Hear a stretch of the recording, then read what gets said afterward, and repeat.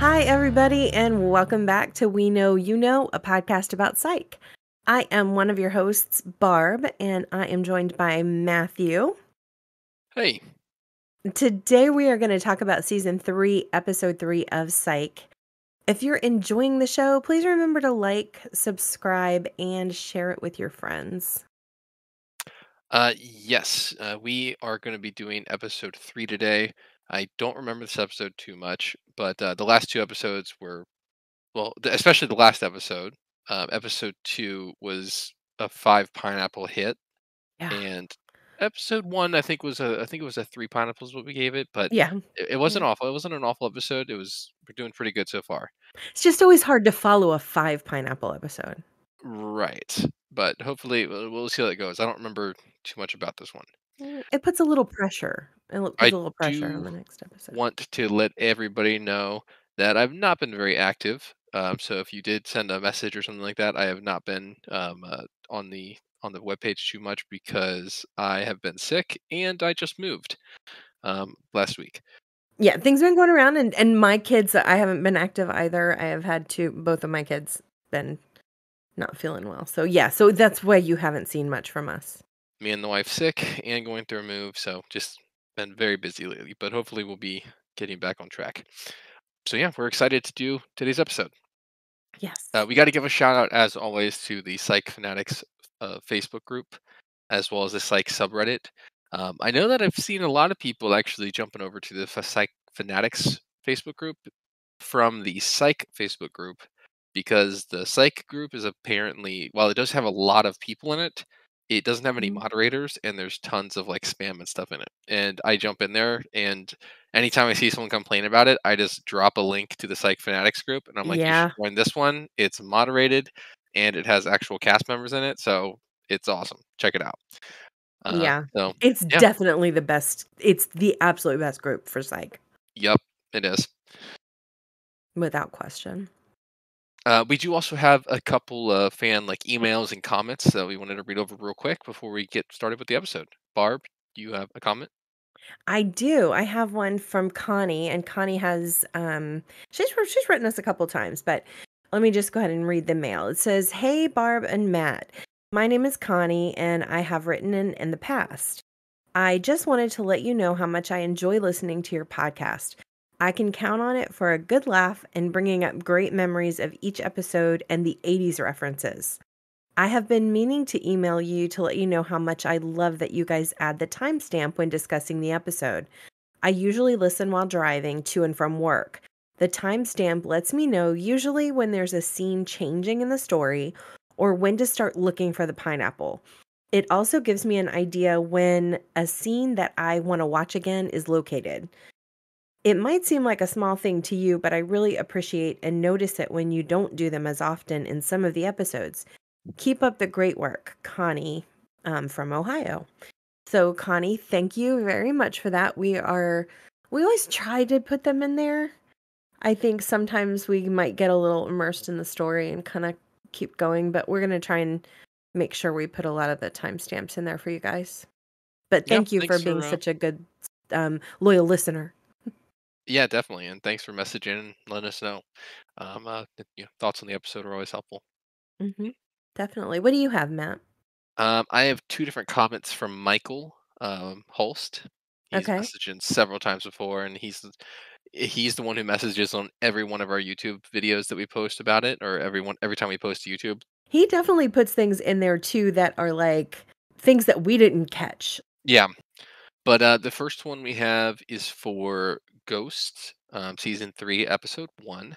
Mhm. And he put on there, I agree with the 3 pineapple rating. The episode has a special place in my heart because I'm pretty sure it's the first episode that I ever watched. You two Oh, are right wow. that there is a lot of important information in here and some good bits, for example, the boneless bit, but it's nothing special compared to a lot of other episodes. I did like the case quite a bit and the fact that it was Sean behind it all. It also is the second episode in a row that Sean is working something big behind the scenes, which is interesting. So by that one, I think he's probably referring to like in Murder in episode 2, Sean was kind of working it solo trying to get evidence to convince everybody. I think that's what he's talking about. Oh wait, no, this is on episode 1. So Shaun and Gus of the Dead was the one that came before that. No. I know. Okay, I know what he's talking about now. So in the ghost one, he's talking about how Sean knows, He set up like, the whole thing. he set up the whole thing because of Gus and needing Gus to keep his job and still work as psych. But the Mhm. other one he's talking about is when he knew the chief was when he remember when he took the pictures, the Oh, private yes, investigator, that's and he knew about the see, this chief. is literally what we Yeah. just talked about, where he points out something that we didn't like. I Yes. completely forgot about that angle on Shaun and Gus of the Dead. Yeah, Uh-huh. that's a great point, and that does make it a little more special, I think. Yeah. It definitely does. Hmm. Yeah. Yeah.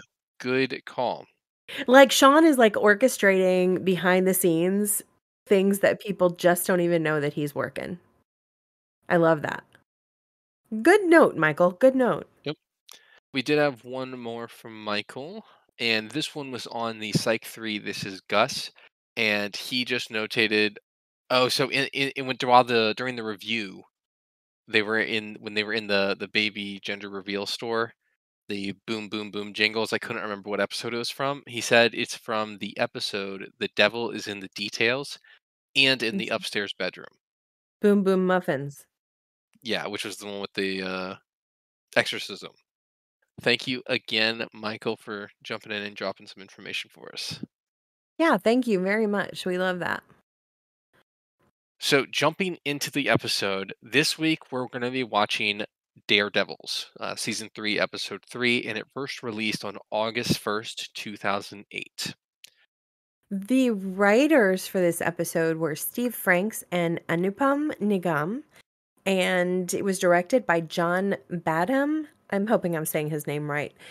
John Badham, we have seen his work before on Psych. This is number 2 out of 6 episodes of the show that he directed. The first one was Bounty Hunters from season 2.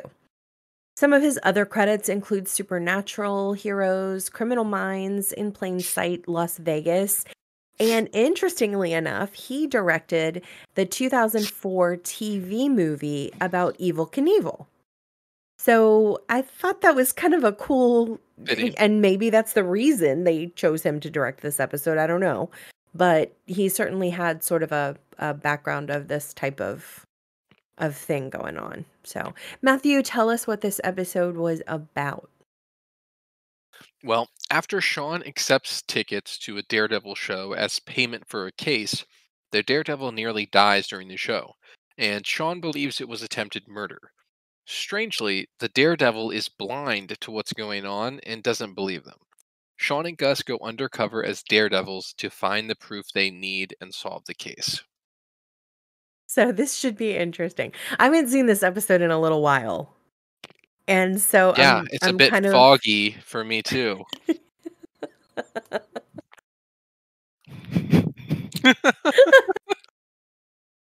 All right, we start off this episode with a 1987 flashback scene of young Sean and actually first you see all these other kids standing around like Sean, Sean, Sean, Sean, and they're like cheering him on because he is getting ready to attempt something.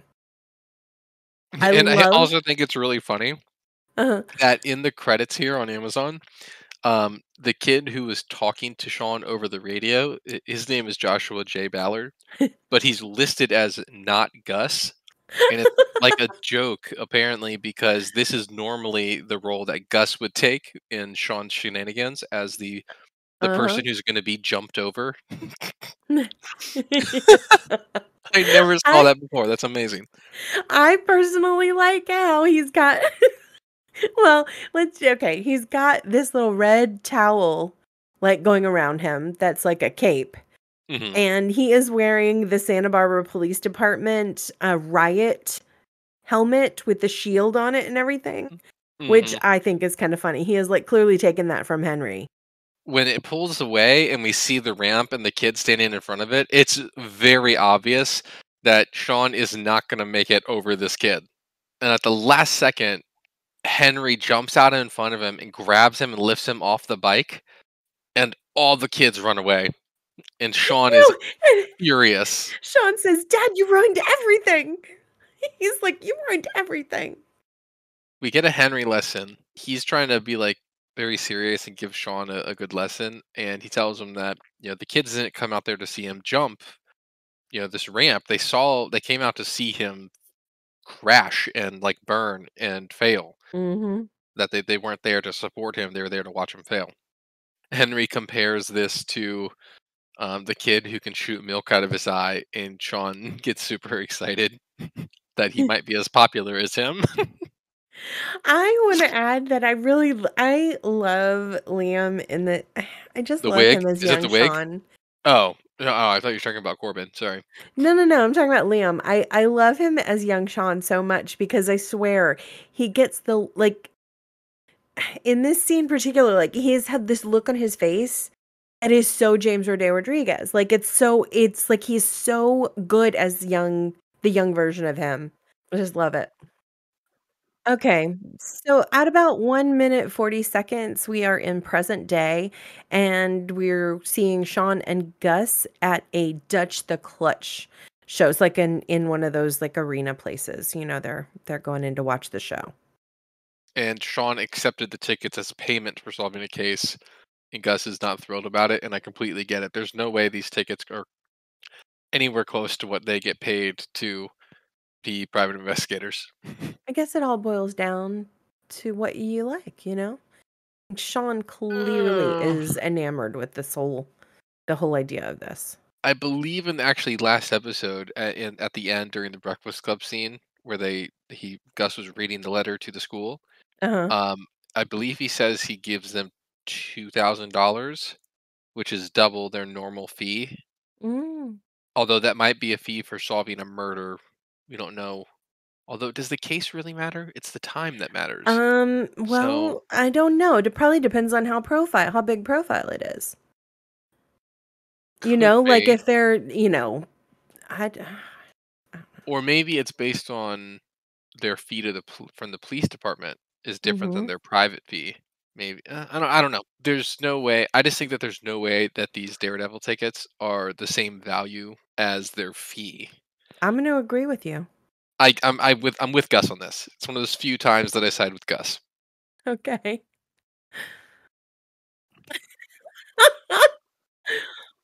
Sean is clearly excited about seeing this. Yeah, it's somebody that they saw when they were kids. Yeah. Dutch the Clutch is going to go on a dirt bike down a ramp, jump it, and land on the other side, blindfolded under his helmet. Oh, through a flaming ring of fire. Oh, and there's flames coming out of the back of the motorcycle. There he goes. Now, during the jump, Sean does see a leak in the fuel line, which leads to an explosion when Dutch flies through the ring of fire. And he like rolls down the exit ramp. And there's that classic Daredevil, like, what's going on? What's going to happen? Enough to get Gus invested finally, Yeah, right. because he wasn't into it before. And it appears that Dutch is fine, he's okay, Gives out a bit of a howl there whenever he stands up out of excitement. and Sean says, "No, that was attempted murder." I don't get the Daredevil thing either. I don't I either. I see the logic part behind it where it's like, oh, they're not just like trying this for the first time. Like they've done this 150 times to the point at where they can do it with their eyes closed, literally. So like it doesn't like mean anything to me at that point. So at this 5 minute, we have Sean and Gus looking for Dutch the Clutch because they want to talk to him and tell him about it. Pineapple. Pineapple, yes. 5 minutes, 39 seconds, 38 seconds. They're at the fair. Somebody carries a inflatable palm tree that has like a giant pineapple hanging off of it, and it's a Mhm. it's a pass by too. They walk Yeah. straight past them, so you could miss it. Sean is trying to convince the people on Dutch's team at this point that there was some foul play involved, and this is at, 6 minutes, 15 seconds. So the, like, the bouncer guy around the team is not letting him in, but but somebody overhears it, and it's, actually his son, but he comes over and says, "Wait, wait, let me talk to these guys," because Sean has made it clear that he thinks something happened there. And he feels like something's going on too. Yeah. There's been too many like mistakes that have been happening, and it's been Mhm. close calls. Coincidences, yeah. The son's name is Lewis. All right, so we got it right here. So he said, "What would I need to hire you?" And Gus, a retainer check for $2,000. So their Yeah. fee for a case is $2,000. Hmm. Okay. I'm assuming it's predicated on them actually solving the case, but still. Now we're at 7 minutes and 27 seconds, and we are at the station with Jules and Lassie. Lassie has had a date. And we find out that his date went to the bathroom and didn't come back. He seems to expect it at this point, though. Lassie told her, like, a bad story about a clown shooting, and she just didn't respond well to it. Oh my gosh.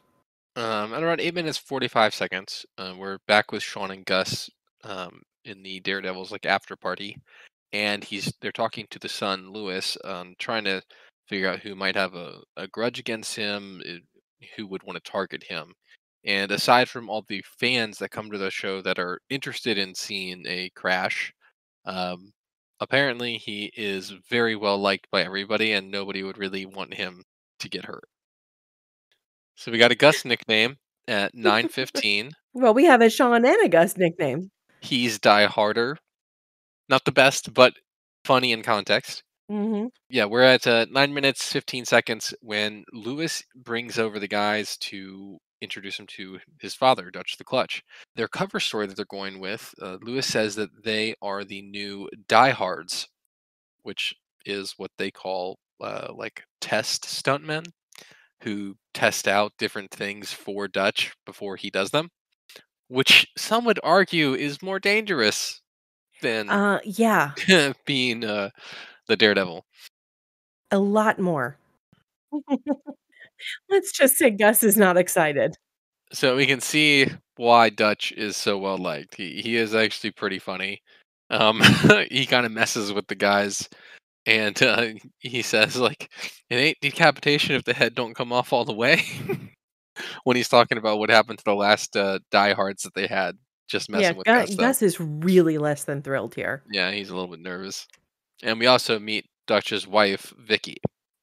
All right, so look here, Barb. Okay. This is kind of looking ahead, Uh-huh. but if you look over here of his shoulder, we've got this guy in the background. I don't think we actually know what his name is yet, but I believe he is somebody important in the later one. I think at this scene, so 10 minutes 34 seconds, if I'm not wrong, I believe the guy that is over Dutch's shoulder watching him and Vicky is the guy that used to date Vicky. Oh, huh. Well, you're I didn't. jumping way ahead. I've never noticed that before, You're and that's jumping way interesting for a ahead. rewatch. It's not the first time we've Spoiler. seen it. I think it's interesting rewatching it, looking back and seeing that they added that detail that, like, if you rewatch it, he's watching her a little bit, and he's the only guy that's not happy and excited and like Mhm. smiling. At 10 minutes 45 seconds during the party on the TV, there is an ad for El Diablo, who is another Daredevil that's mysterious because he never takes his helmet off, and he is apparently taking business from Dutch the Clutch. Lewis is there trying to calm him down and telling him that he's nothing compared to him, and but he's still very upset that this other Daredevil is on his toes. Then at 11:15, get an update where Manny, who is Dutch's agent, has booked him with a new show next month. But and then he specifically states that people get really excited and love the accidents, the crashes, the explosions, and that's what's going to propel him farther in this career. If there's no near death experiences, it's not as exciting for people. So we're at 11 minutes and 50 seconds. I find this scene to be interesting, and maybe it's a situation where I'm overthinking it and overanalyzing it, and it's I'm seeing a zebra when it's really a horse.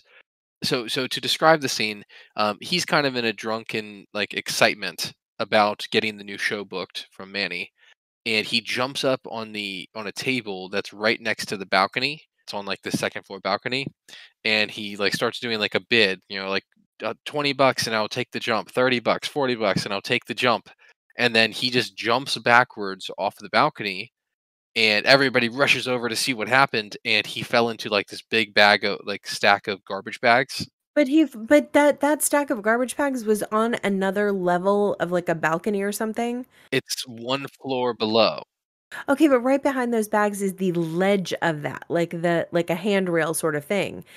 And if he had hit his head on that, come on, that is very Yes, dangerous. but see, here's the thing but here's where I might be overanalyzing it, but rewatching it now, I think that this was a thing where this is him as a daredevil. He knew those bags were there. Mhm. He knew that he jumped up on the table. He knew where to fall. He might not have done this before, but he knew it was there, and Right. he smartly like amped up the crowd, made them think that he was being careless and didn't know what was happening, and he got everybody excited. He was doing his job as a daredevil, and he killed it. He gave Yeah. the people a show, and even in this small scene, you see everybody run over, see what just happened. Did he just jump off? Watching it now, I feel like this was a very intentional It scene was calculated, yeah. where they were like, you know what? Let's put this thing here, showing how good of a daredevil he is. We'll have this Mm. thing where it looks like it was a random mistake, but anybody who watches it will see They will know that that it was orchestrated to it was some an extent, yeah. orchestrated event to some extent. Exactly. I Okay. definitely think that he's drunk, and I definitely think he was excited, but I think that he knew where it was, and I think that he purposely He placed himself got in up the there yeah, yeah. in that manner. Yeah. So I think that's actually pretty cool now. But Sean and Gus are very nervous now about trying to keep this guy alive, since it looks like he's not too worried about it. Okay, so we are 12 minutes and 5 seconds in, and we have Jules going into the chief's office at the station. So apparently, Carlton has had another complaint lodged against him. This would be the third one this month. And the chief wants to know what's going on, and Juliet thinks it's because of his bad luck dating. Although this season 3, episode 1, Ghost, I believe, is when we meet Sean's mom. And there's a similar Mhm. situation where Lassiter was in trouble and had the mandatory counseling Yes. for discharging his weapon in the last 3 cases he's worked. Mhm. So Lassie is on a bit of a run here. Yeah, he's not doing so great. Yeah, he's a little bit wound up. He needs to Yeah. relax a little bit, chill out. That's what the chief is saying here is if Lassie's having a hard time in the date having a hard dating life right now. Or even if it's not about his dating life, even if it's just about his life in general, as his partner, Juliet needs to kinda step in and help him. Especially if it's affecting work. Exactly. You get some McNabb. McNabb! Yeah, I love seeing Sage in these. I know.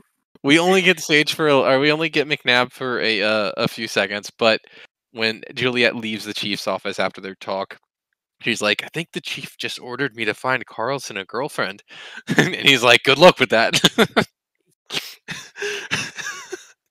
So we're about 13 minutes 30 seconds, and we're back in the psych office with Sean and Gus, and it starts the scene off with Gus getting off the phone and telling Sean, so apparently Dutch does not have a will because invincible people do not need one. He says it in a very condescending way. Uh-huh. I love that. Because invincible people do not need one.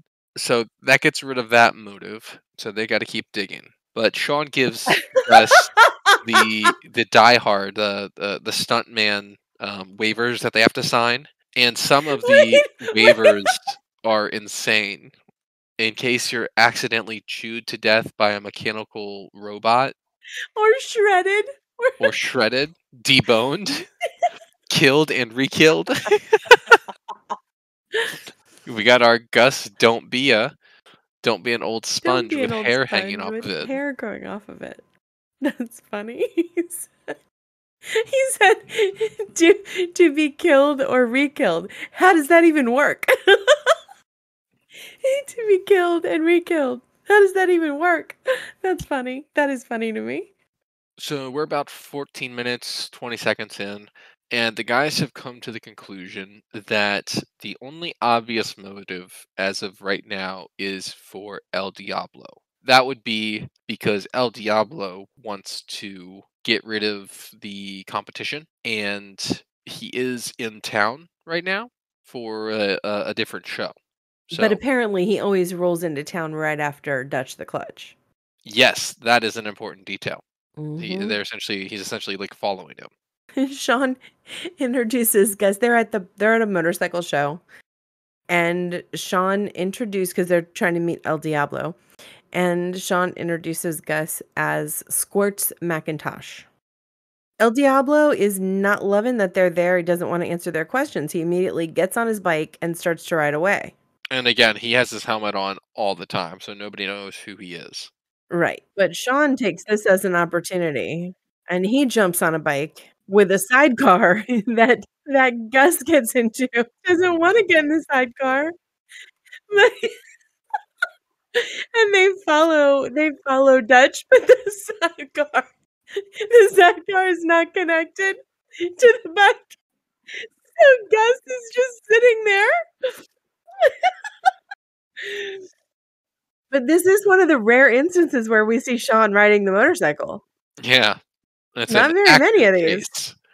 Oh, El something's happening Diablo to is El having Diablo. some mechanical issues with his bike, which lets Sean get to a point where he can cut him off right as they pass over a bridge, and it causes El Diablo to flip off of his bike and roll and lose his Yes. helmet. And And Sean now we're rushes about to over. find out who he really is. And wouldn't you know it, dun dun dun, it's Dutch the Clutch's son, Louis, is El Diablo. On a side note, somebody who was skeptical might say that a Daredevil might be able to outrun Sean, but I'm gonna let that one slide just for No, right but now. something was wrong with his bike. That's the only reason. Something was wrong with his bike. At 17 minutes, 13 seconds, very slowly coming over a little bridge is Gus on a moped. The moped the moped is sputtering, and Gus is leaning forward on it like he's riding some sort of crotch rocket or something. It's very funny to me. And he's like, it's taken him so long to get to where they already are on this thing. It's just a funny scene to me. Look at how he's riding it. He's like leaning over.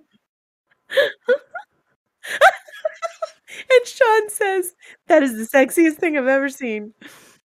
Sean and Gus think that Lewis was trying to actually kill. Like they still think their idea was valid. They think that he was trying to kill his dad, but Lewis is saying that he's not trying to kill his dad, and that he actually wants to be a daredevil just like his dad, and his dad doesn't approve of that. The daredevil does not want his son to get hurt.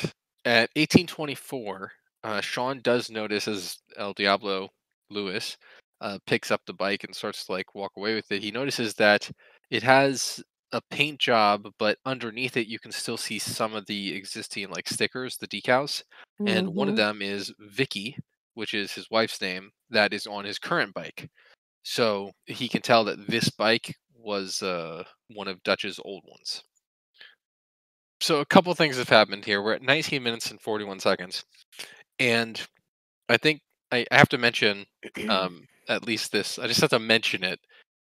Sean totally just stole a bike and a jacket and a helmet, Yeah, yeah. and that's He just doesn't give it back. it's whatever. It's He's it's just there getting now. ready to ride off in the blueberry with the jacket still on.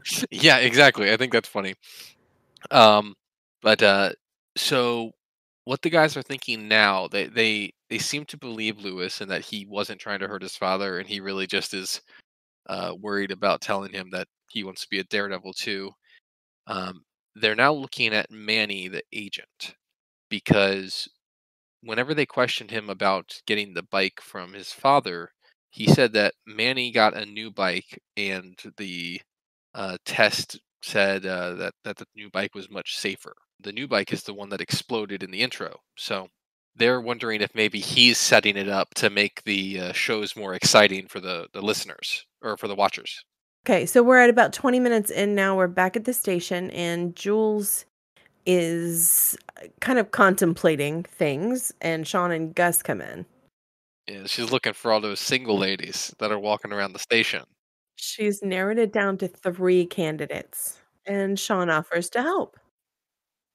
We have Juliet here wondering what's going on. Why are the guys on the police station? We're at 20 minutes, 50 seconds, and they tell her that they're here for a background check on Manny Roberts, who is the agent. And Jules recognizes the name and says that he's been in on some get rich quick schemes, which Mhm. even more, It doesn't look good for him. It's just stacking up the negative there. yeah, it just fulfills what their thoughts are now. Exactly. But Juliet thinks a lot like us. She doesn't understand the whole Daredevil thing. And Gus takes it in his own Uh-oh. hands to try and convince her and show her what the exciting thing about Daredevils is. I mean, he even does the nose swipe with his thumb. He is confident, right? Oh, he sets himself up. He sets up some chairs in the hallway, does his little prep, and then runs and jumps over the two. Okay, so now we have what, 6 or 7 lined up? Like, he's increased each chair. Oh, and McNabb. Oh, McNabb is gonna jump. He's gonna jump. Go, Sage. Go, He Sage. runs and dives over. And he hits the last chair and falls, and this is probably not good. Poor McNabb. He was so close he was so close, but he's alright. Yeah, but Juliet was pulled in. She was excited. She was hopeful. Now the guys have gone to look for Manny. We're at about 22 minutes and 10 seconds in. They see Dutch drive up, and they start to His walk over to him, and his car explodes. Yeah. And And he just, somehow he's yeah. survived it. This dude is, like, invincible. Apparently, the car blowing up was just a rehearsal for something. And then he takes the guys over to the warehouse so that the guys can test their first stunt. Now they are given these blue Oh. and red full body suits, and they said that all you got to do is just stand here in this pool of liquid. Oh god. And Sean's doing like a little dance, tapping his feet in the liquid, and then they start spraying them With gasoline. with gas.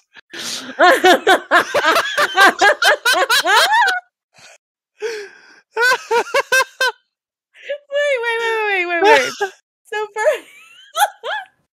Alright, so they've been sprayed down and someone lights, like, a flamethrower, and they start doing the Oh, girl scream, oh "Ah!" God. And then Sean Oh, Actually, then Gus does one of my favorites. He said, "You must be out of your damn mind."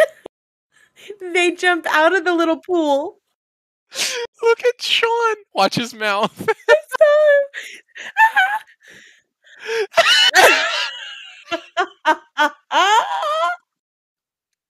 Oh.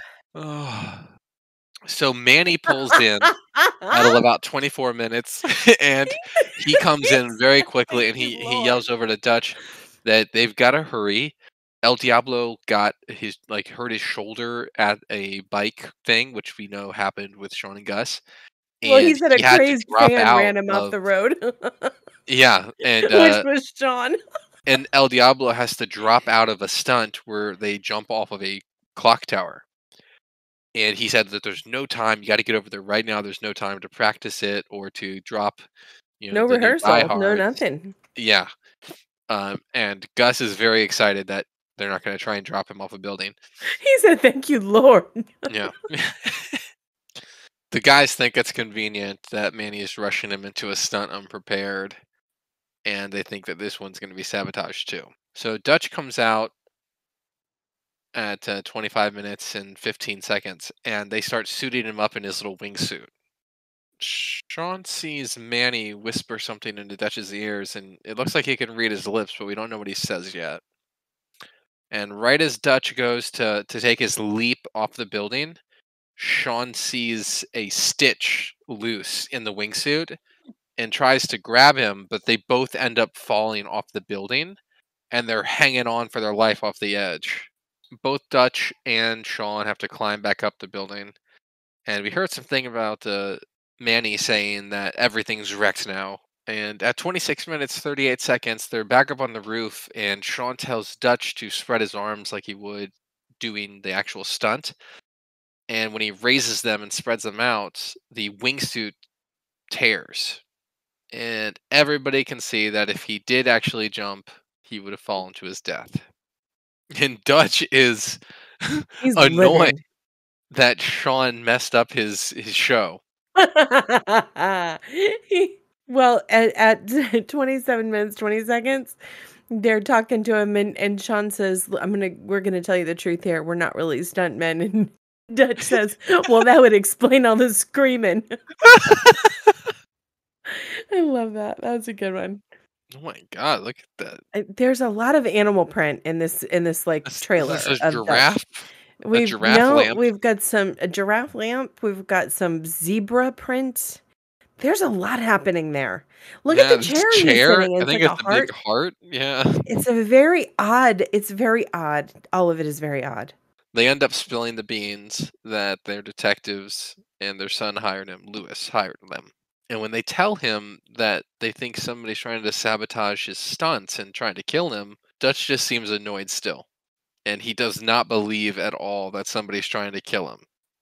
He thinks everything's been completely normal so far.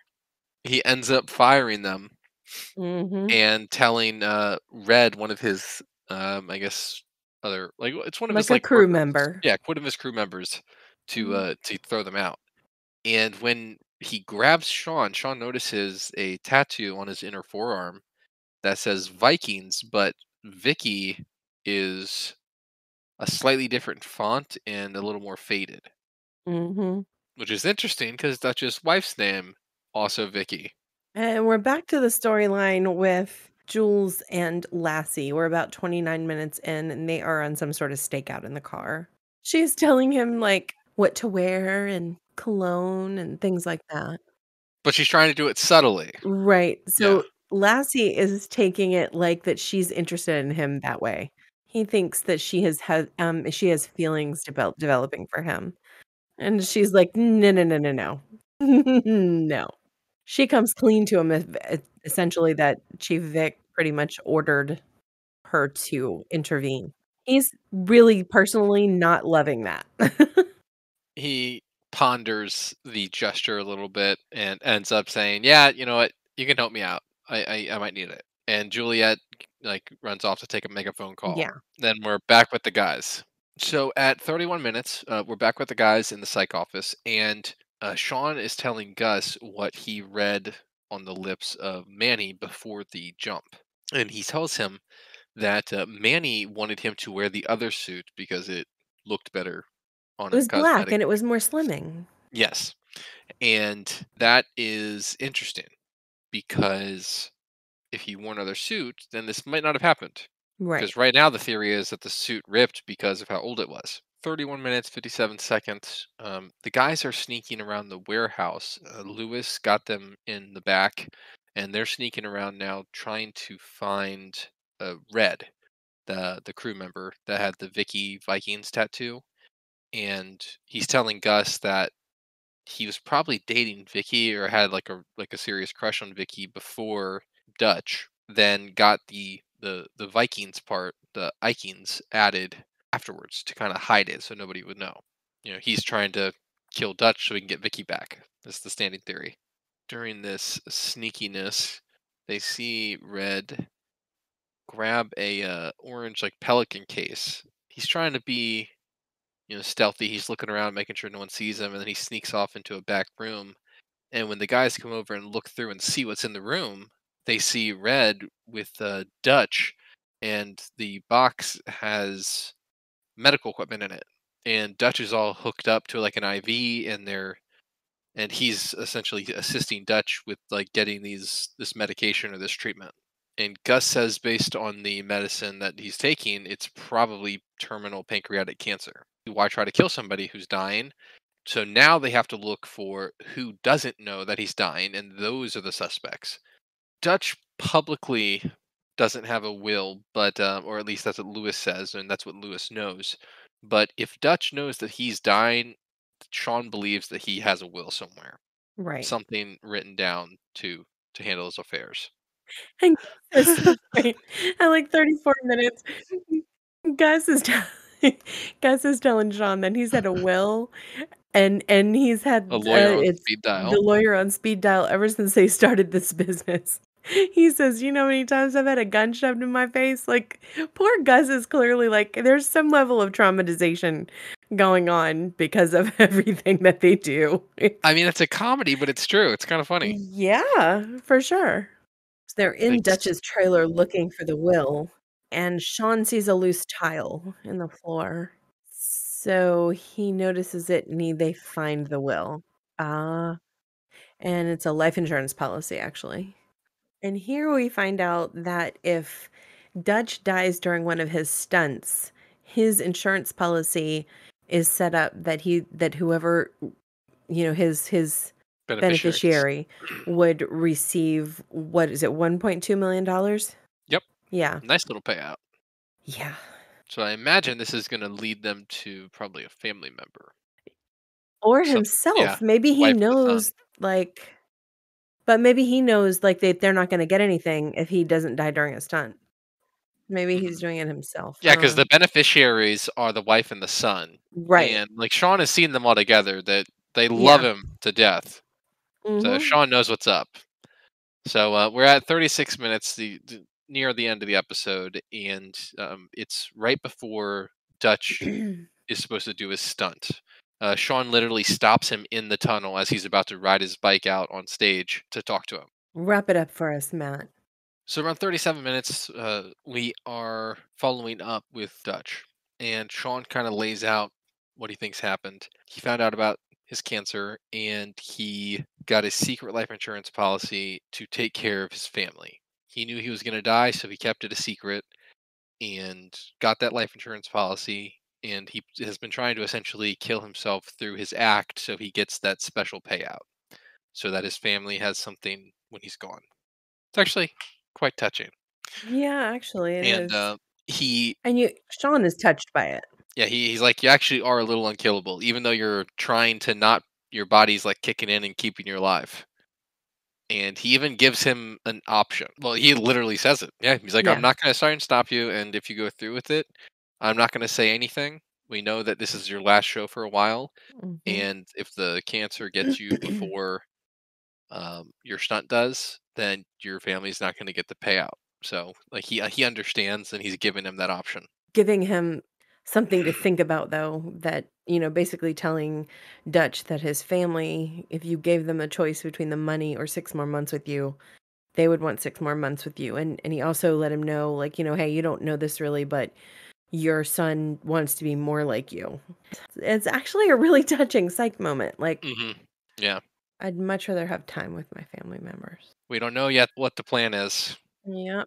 And this scene ends with Sean in the hallway just listening. And Sean turns around like he doesn't even wanna go watch it, but he's listening. And after a breath hold, Yeah. we hear over the speaker that he landed it. I just noticed that even there was like a Daredevil thing where they had you holding his breath to see if Yeah. he did it, but like to see it, but we weren't holding our breath to see if he did it. We were holding his breath to see at the end of the episode.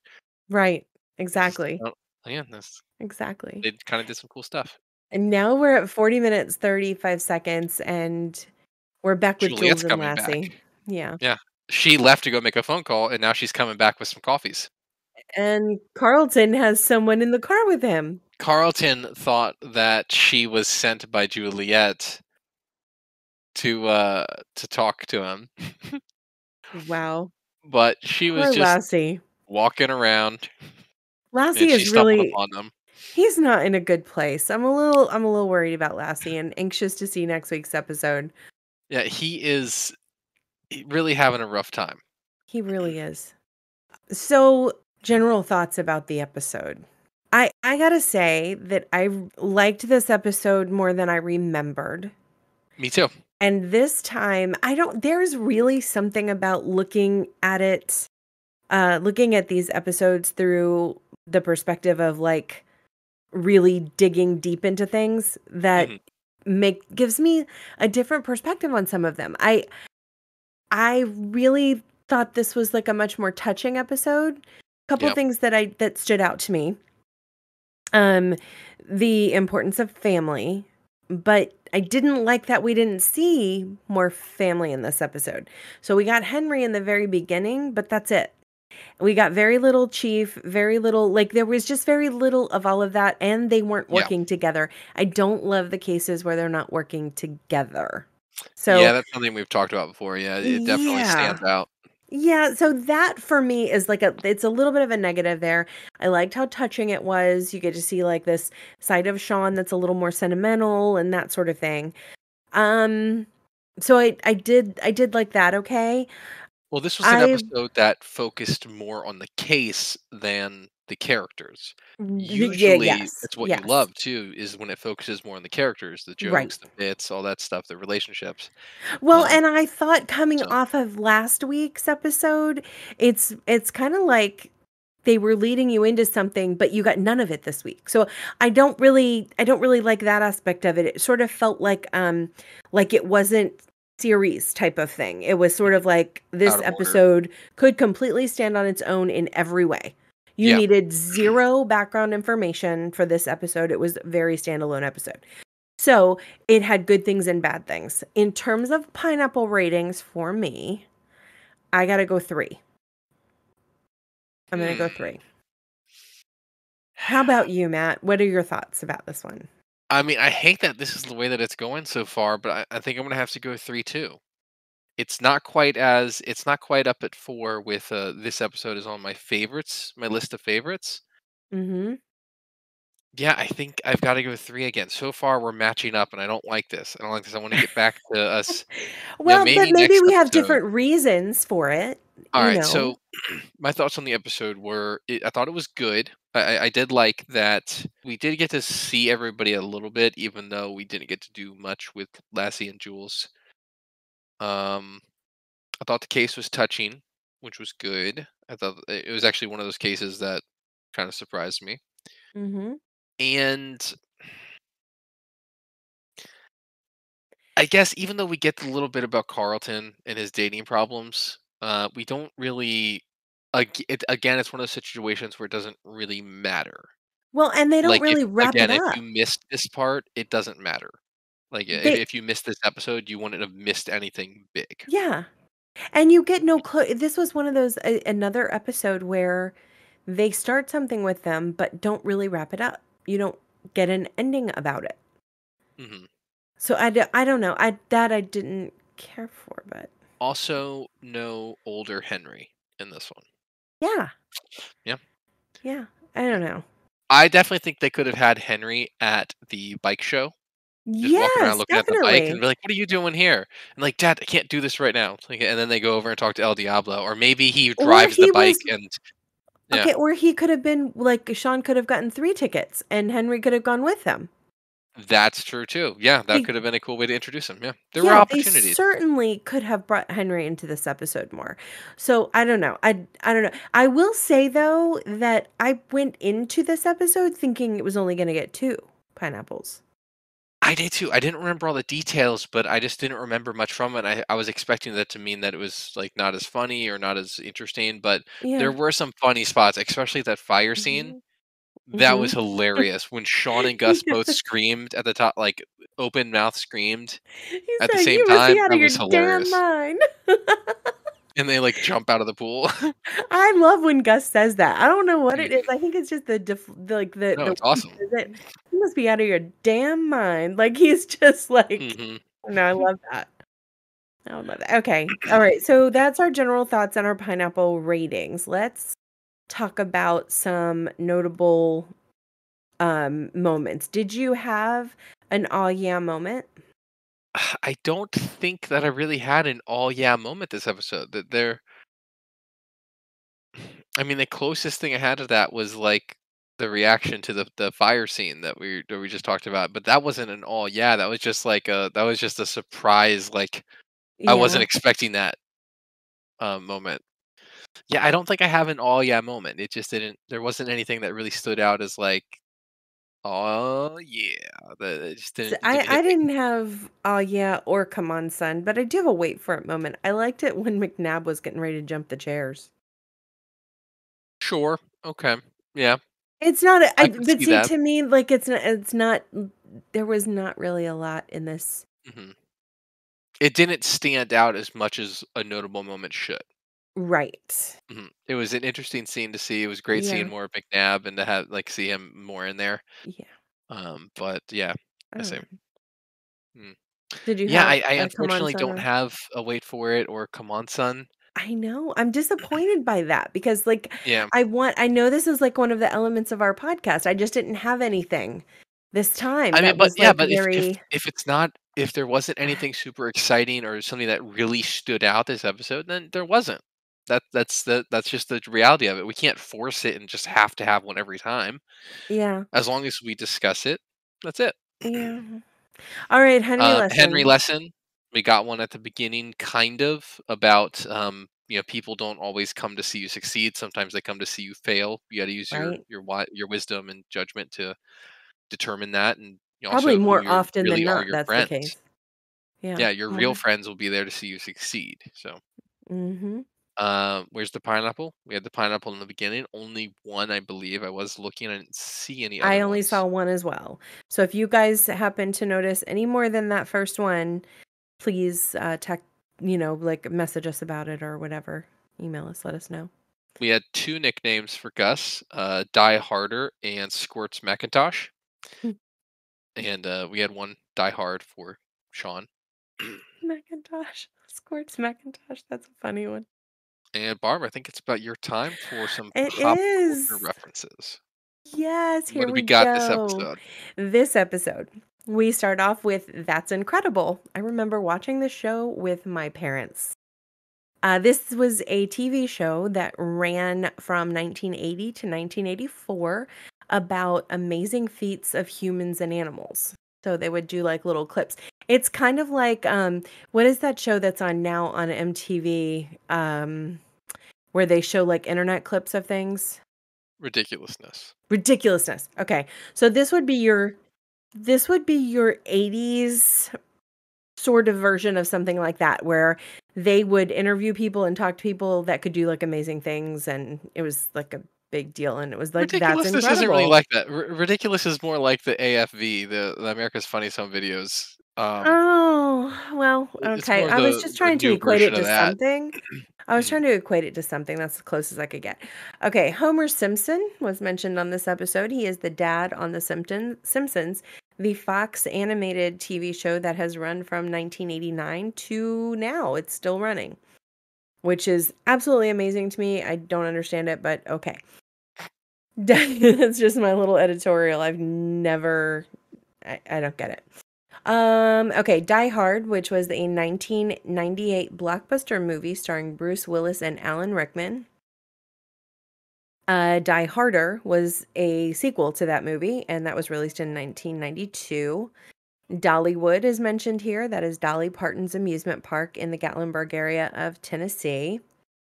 Policewoman was a TV show, a drama show starring Angie Dickinson that ran from 1974 to 1978. Marcel Marceau was mentioned. He is a famous mime. Although how a mime could be famous, I'm stumped by a few of these, but it is what it is. Blue Thunder is a police drama that they actually referenced before. In season 1 when Henry had the truck filled with Sean's stuff and there was the jacket. Do you Mhm. remember that? Yeah, Yep. so they referenced it then, but it was a TV show, that it was a police drama, from the 80s, early 80s, that ran about an advanced helicopter and the team that runs it. Blue Lagoon was mentioned. That is a 1980 movie that starred Brooke Shields and Christopher Atkins about two teenagers who are shipwrecked on an island. Let's see. George Thorogood is the next reference. He is a musician that really kind of started in 1973. He's very famous for Bad to the Bone. I think most people know that song. You know, Mhm. everyone knows that one. Okay, Red Robin, the restaurant is referenced here. It is a gourmet burgers and beer restaurant that started or began in 1940 in Seattle. Dunkin' Donuts, also referenced. That is a coffee and donut restaurant chain that began in 1950 in Quincy, Massachusetts. interestingly enough, because there like aren't Starbucks in the New England area, but it's all Dunkin' and they call it Dunkies. Okay. Aldo Nova was mentioned. He's a Canadian rock singer with the 1982 hit Fantasy. He went on to not perform so much, but to write for Bon Jovi and Celine Dion, Clay Aiken, Faith Hill, and Blue Oyster Cult. So he's done writing, instead of performing himself. And that's it, Matt. You didn't get to like fall asleep during this week's list of pop culture references. No, this was an easy one. Although after last episode, I found myself wanting to watch all the movies. Uh, Breakfast Club. Oh, I wish you had had I've more never seen time. Pretty in Pink. I've never seen Ferris Bueller's Day Off. I would like to see 16 Candles again. Okay. If you have any time this weekend, you know we're supposed to get snow. So if you're snowed in and you guys want to, please watch one of them. Yeah, I thought it'd be cool to have the watch one with the wife too, because I don't think she's ever seen Yes. Breakfast Club, so it might be cool. Okay, but you've already seen Breakfast Club. So watch one you haven't seen yet. Watch Sure, Ferris maybe Bueller's Ferris Day Bueller's Day Off. Off. That could be cool. It's so fun. It's All right, just all so right, all right. fun. Maybe I'll do that. Maybe we'll talk about it a little bit on the next episode too. That would be, oh, yay! Okay. Matthew's homework, everyone, is to watch one 80s classic movie. Okay. And it could be any of them there are some really good ones. He could choose from Pretty in Pink, from Ferris Bueller's Day Off. Have you seen 16 Candles? Yeah, I've seen it. It's been a long time though. Okay. I'd like to watch it Okay. again. All right. There's also some really other funny ones like Uncle Buck. Seen Uncle Buck. That was a good one. Okay. With the world's But largest I think I'm gonna pancake. watch Ferris Bueller's. I think I'm gonna do that one. Yeah. Yeah. Oh my gosh. Okay, we have to talk about this next time. And I will say this would be a fun thing for you guys to interact with us on. If you haven't seen Ferris Bueller's Day Off, watch it. Put what you think about it in any of our platforms, and let's see what Matthew thinks about it next week as well. This is very exciting. I'm very happy that he's going to do this. All right. Anyway, Yeah, so let's do that's it. Matthew's homework is to watch an 80s movie. Mhm. Okay, how do you think this episode held up over time, Matt? I mean, I think it held up as good as it can. I'll be honest. I think that Daredevils are pretty much a dead thing right now. I don't think they really exist anymore. Carnivals don't even really exist anymore. I guess you see them occasionally, but that's not Mhm. really a thing. Well, Um, because now there's YouTube, so everyone does this kind of stuff on YouTube themselves. that's a They valid don't, point. you're not going to like a show to see Evil Mhm. Knievel and. The other thing is I hate to be this guy again, but the whole plan here, if he did kill himself in this, like through one of his stunts, Mhm. I feel like they would have known, they would have found out through an autopsy that he had pancreatic cancer, which would have nullified his. I think it would have nullified because if you have any fatal or life-threatening pre-existing conditions, Mhm. and you hide them, it pretty much nullifies any long-term life insurance. So Yeah. I'm gonna say, in reality, it's really good that he didn't die because it might have been for nothing. Yeah. So yeah, I gotta say that doesn't really stand up. I think people pay more attention to the details these days. Yeah. Um, but putting aside that, suspending that disbelief there, I uh, I think that it was a good episode. I like that it was one of the heart touching ones that kind of went away from the comedy at the end. That doesn't happen super often. So yeah, I think it holds up as well as it can for an episode about daredevils. So Yes, because it's definitely like a dying art kind of a exactly, thing. yeah. Like it's not, I mean, I can remember growing up in the 80s, like there were specials on TV, like actual TV specials of someone attempting something.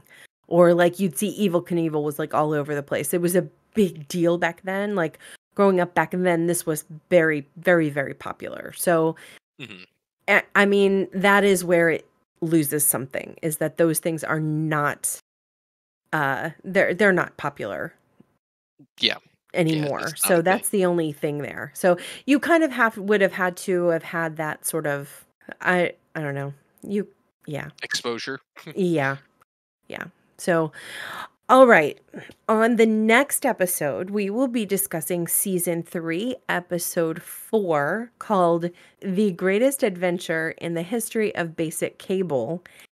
And this is kind of exciting because we have a really good guest star. Next week is going to be Steven Weber. And I believe that episode has everybody in it. And I think they're like all working together too. So I think that's going to be one that we'll probably end up really liking if I Hmm. remember the Well, details I correctly. know Henry's in it a lot, so that's good. I'm excited for next week's episode. Thank you guys for listening. Don't forget to check out our Facebook group as well as the subreddit we have set up. The links are down below in the description. And you can email us at thepsychpodcast@gmail.com.